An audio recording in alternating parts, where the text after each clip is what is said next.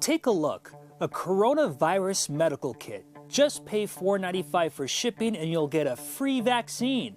You just need to add water. This week, the feds announced they shut down this website based in Panama that was designed to collect credit card information. One of the things that is so heartbreaking about times of crisis is there's scammers out there who are going to prey on people's fears. And what they do is I spoke to Colorado Attorney General Phil Weiser and U.S. Attorney Jason Dunn, the two top prosecutors in Colorado, about what they're doing to stop scams already hitting the state. In this environment, it would typically mean an out-of-state actor trying to scam Colorado citizens.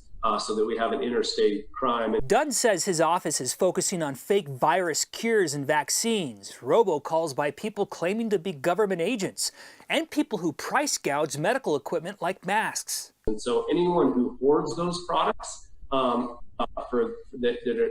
would be beyond their own personal need, and then anyone who sells those products at above market rates can be subject to prosecution by my office or the Department of Justice. A woman sent me this photo from a Denver area convenience store, a pack of 10 masks for $39. She complained to Colorado's AG's office, which tells us they've received 44 similar complaints already about price gouging.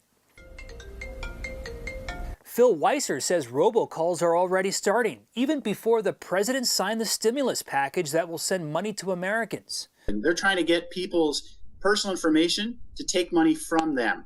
There are people out there marketing tests or cures for COVID-19. Again, not legitimate providers, but scammers looking to take advantage of people.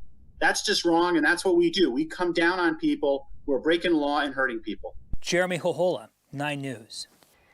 Someone who is busted for fraud can spend years in federal prison. You can send scam complaints to stopfraudcolorado.gov and justice.gov/coronavirus.